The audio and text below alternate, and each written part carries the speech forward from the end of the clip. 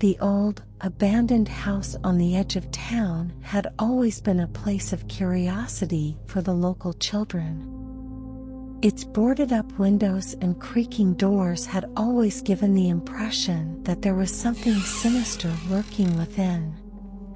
But on this particular night, a group of teenagers decided to venture inside, and what they found would haunt them for the rest of their lives. As they stepped into the dark, musty house, the air grew cold and the creaking of the floorboards echoed through the empty halls. It was as if the house itself was alive, and the teenagers felt as though they were intruding on something sacred. Suddenly, a blood-curdling scream pierced the silence, sending chills down their spines. They froze in terror, unsure of what to do next. And then, they heard the voice. "Get out, before it's too late." The teenagers couldn't see anyone, but they knew they weren't alone. They turned to each other in a panic, wondering what was going on. Who said that? I don't know. But we need to get out of here. They began to make their way towards the front door, but it was too late. The door slammed shut, locking them inside. What's going on? As they made their way through the dark, twisting halls, they heard strange noises coming from the rooms around them. It sounded like whispers, but they couldn't make out what was being said. What is that? I don't know. But we need to keep moving. Suddenly, the sound of footsteps echoed through the hall. The teenagers turned to face direction of the sound, but they couldn't see anything. Who's there? There was no reply, but the sound of footsteps grew louder. We need to hide. They rushed towards a nearby closet and squeezed inside, holding their breath as they heard the footsteps grow closer and closer. It felt like hours before the footsteps finally faded away, and the teenagers emerged from the closet, unsure of what they would find. As they continued to explore the house, they stumbled upon a room that was different from the others. It was filled with strange objects and symbols, and in the center of the room stood a small, wooden chest. What's in there? I don't know.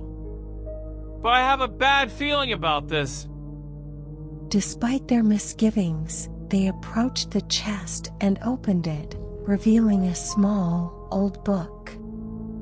As they flipped through the pages, they realized that it was a book of spells. As they turned to leave the room, they were confronted by a figure standing in the doorway. It was tall and thin, with long, bony fingers and piercing, black eyes. "You should not have come here." The teenagers tried to run, but the figure was too quick. It cornered them in the room, and they knew that they were trapped. Please, let us go! The figure just laughed, a deep, guttural sound that echoed through the empty halls. "You are all mine now." The teenagers tried to fight back, but it was no use. The figure was too strong, too powerful. It seemed to draw its strength from the darkness that surrounded them, and the teenagers were helpless against it. As the figure approached them, the teenagers realized that they were facing something far more dangerous than they could have ever imagined. Who are you? The figure just smiled, a twisted, evil grin that sent shivers down their spines. "I am the keeper of this house, and you have trespassed on my territory. Now, you must pay the price." With a wave of its hand, the figure conjured up a dark cloud that enveloped the teenagers, and they felt themselves being lifted off the ground. As they were carried through the air, they saw strange, twisted shapes moving in the darkness, creatures that they couldn't even begin to describe. What is this? This is my world. And soon, it will be yours too. With a final burst of energy, the figure released the teenagers, and they fell to the ground, gasping for air.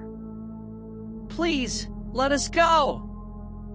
We won't tell anyone about this, we promise.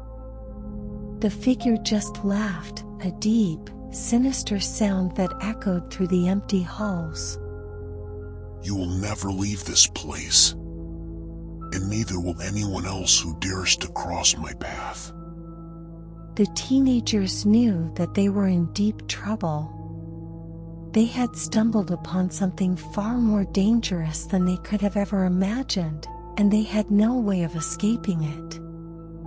Suddenly, one of them had an idea. We need to use that book, he said, pointing towards the small, old book of spells. The others looked at him, unsure of what to do. What do you mean? We can use it to banish the figure. I read about a spell that can send evil spirits back to where they came from. The others were hesitant, but they knew that it was their only chance. They opened the book and began to search for the spell, their hands shaking with fear. As they read the incantation, a powerful energy began to build around them, and the figure roared in anger. You will not banish me! But it was too late. The teenagers had already begun the spell, and a bright light enveloped the room, banishing the darkness and the figure along with it. As the teenagers stumbled out of the house, they realized that they had narrowly escaped with their lives. They knew that they had stumbled upon something far more dangerous than they could have ever imagined, and they vowed never to return to that place again.